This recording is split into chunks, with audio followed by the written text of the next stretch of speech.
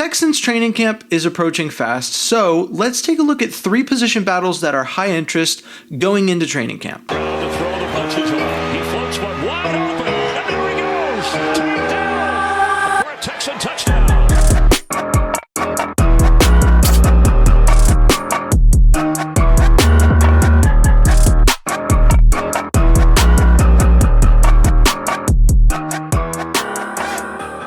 Let's not bury the lead. We'll start with what is probably the most obvious position battle, which is cornerback 2. The Texans drafted Kamari Laster in the second round and picked up Jeff Okudah and CJ Henderson during the offseason. They've put a lot of assets and attention into replacing Steven Nelson at cornerback 2. As you all know, Steven Nelson retired, and so he's not in contention for the position, obviously.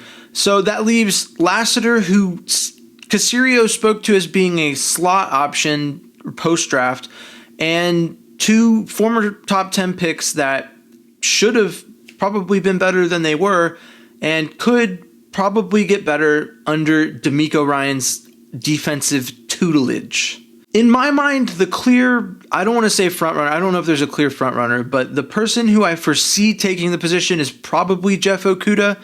Although recent rumblings around Lassiter's performance in off-season program leads me to believe that he might be a bigger contender for the position than Caserio's post-draft comments would have implied. As we all know, cornerback 2 is a starter, and so it's a very vital position. I personally really like Kamari Laster, and I think it would be great for the Texans from a roster building perspective for him to win the position.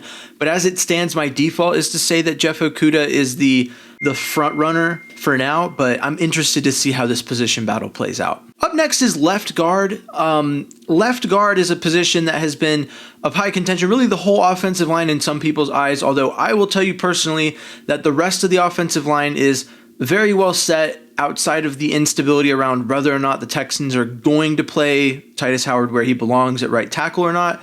But in my opinion, he's not really in the running for left guard just based off of a fully healthy Texans roster. With that in mind, it's Kenyon Green versus Kendrick Green, the K Green battle in my eyes. I think that Jarrett Patterson, with his flexibility to guard, could be someone who maybe challenges for the position, but I think the Texans want to see Kenyon Green in a fully healthy season. He's fully back for the first time in a while, and they want to see him take that spot. They want to see him be the first round pick that they spent on him. The real question is, can he do it? And if he can, the upside is endless. He's a great run blocker when he's playing his best game, and he's a serviceable pass blocker.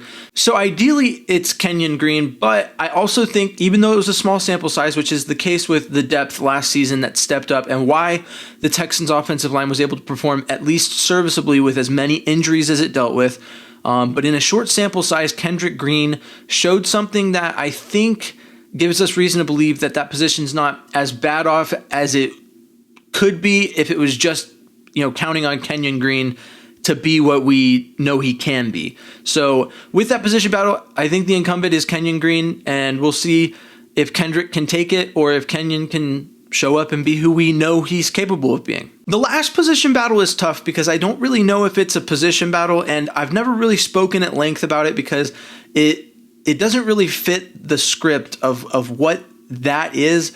But I'd say that defensive tackle is going to be one that's, I don't know if it's really a position battle, but it's more of a which part of this rotation is going to get more run. One of the big factors that will determine that is Danico Autry's usage on the inside and the outside.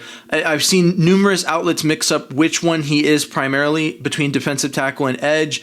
And so I think with the Texans' edge room, he probably slots more as a third down interior guy who provides depth on the outside during other downs. But that's the biggest unknown for me. The mix of rookies and undrafted players versus players that proved themselves to be serviceable last season and free agents that maybe aren't the flashiest of names. This is a position the Texans had, Eric Armstead, Christian Wilkins, a lot of guys were rumored that would have been, flashier signings for this team to come in and be the starter. But instead we're left with what is definitely a rotation. I've spoken at length about how I think that rotation is serviceable, but I'm interested to see who shines through as their face of the position, if you will, the person that's going to go out and take first snaps and be considered the starters at that position. To that, I think it's Foley, Fatsuki, and Danico Autry that will be counted as the starters at that position. But like I said, I don't really fully know how the Texans are going to use Autry, so it's hard to speak to who really is the starters, if you will, at defensive tackle. Honorable mention before we go is wide receiver 4, wide receiver 5.